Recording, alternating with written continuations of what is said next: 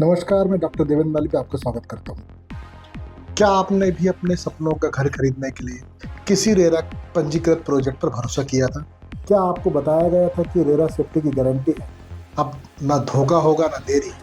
तो जरा एक बार मध्य प्रदेश रेरा की वेबसाइट पर जाइए। वहाँ आपको आज भी ऐसे दर्जनों नहीं, सैकड़ों प्रोजेक्ट मिलेंगे जो 2018 और 19 से लेकर आज अक्टूबर 2025 तक अब भी ऑनगोइंग दिखा रहे हैं। सवाल उठता है, जब हर प्रोजेक्ट को 3 साल में पूरा करना होता है तो 7 साल बाद भी इतने प्रोजेक्ट अटके क्यों हैं? अगर रेरा जवाबदेही नहीं तय कर पा रहा तो फिर रेरा का औचित्य क्या है?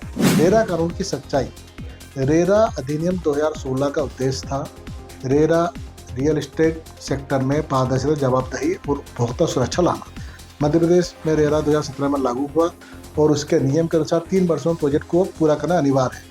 फोर्स मेजर यानी महामारी या प्राकृतिक आपदा जैसे स्थितियों में केवल 1 वर्ष का एक्सटेंशन दिया जा सकता है। कोविड के समय सरकार ने पूरे देश में 6 महीने की राहत दी थी, लेकिन अब 2025 में जब महामारी को 3 साल बीत चुके हैं तो भी सैकड़ों प्रोजेक्ट अधूरे पड़े। इंदौर, भोपाल, जबलपुर, ग्वालियर, हर जगह में लोग अपने घरों का, अपने मकानों में जाने का इंतजार करते करते थक चुके हैं। किराया अलग, होम लोन और ब्याज अलग और कब्जे का कोई ठिकाना नहीं।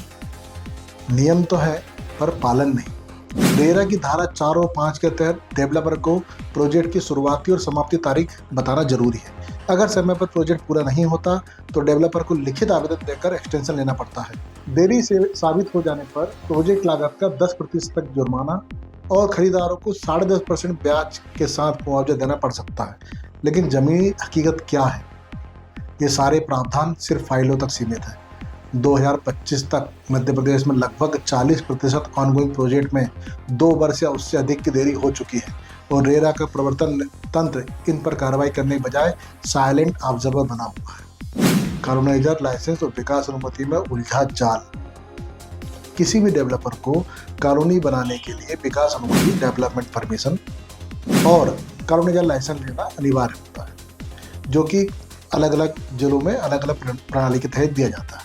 मध्य प्रदेश भू विकास नियमावली 2012 और नगर पालिका नियम, कानूनी विकास नियम 2021 के तहत डेवलपर को सड़क, बिजली, पार्क, जल निकासी जैसी सुविधाएं 3 से 5 वर्षों में पूरी करनी होती हैं। रेरा के साथ ये डेटा लिंक भी किया गया है ताकि बिना अनुमति कोई प्रोजेक्ट न चल सके। लेकिन सच यह है कि कई कॉलोनी यूजर का लाइसेंस और अनुमति सालों पहले खत्म हो चुकी, फिर भी वे निर्माण और बिक्री कर रहे हैं और रेरा पोर्टल पर अब भी ऑनगोइंग चमक रहा है। यह न सिर्फ रेरा अधिनियम बल्कि नगर एवं ग्राम विकास अधिनियम 1973 का खुला उल्लंघन है।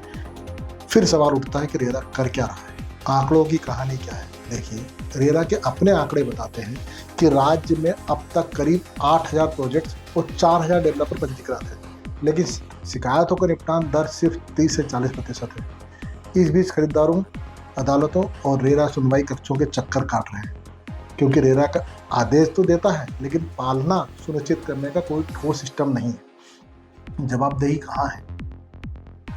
रेरा का गठन उपभोक्ताओं की रक्षा के लिए किया गया था, लेकिन अब वही रेरा डेवलपर्स के लिए सुरक्षा कवच बनता जा रहा है। खरीदार कह रहे हैं, हमने सोचा था रेरा से घर समय पर मिलेगा, अब तो शिकायतें करने में भी सालों लग जाते हैं। अगर नियामक संस्था अपने पोर्टल पर वर्षों पुराने प्रोजेक्ट्स को अपडेट नहीं कर पा रही है तो पारदर्शिता का दावा कैसे किया जा सकता है? अब सवाल सिर्फ मीडिया या खरीदारों का नहीं बल्कि पूरे सिस्टम की विश्वसनीयता पर है। इस मामले में हमारा स्पष्ट कहना है, मध्य प्रदेश रेरा का औचित्य तभी साबित होगा जब इसके नियमों का सख्ती से पालन कराया जाए। कोविड जैसी अप्रत्याशित परिस्थितियों को छोड़ दें तो 7 साल की देरी किसी भी तरह स्वीकार नहीं है। सरकार को चाहिए कि रेरा और सशक्त बनाए, वर्चुअल सुनवाई, रियल टाइम प्रोजेक्ट ट्रैकिंग और खरीदारों को मुआवजे की त्वरित प्रक्रिया लागू की जाए। अन्यथा यह कानून सिर्फ कागजी शेर बनकर रह जाएगा, जो आम जनता की ही नहीं बल्कि बिल्डर्स की रक्षा करे।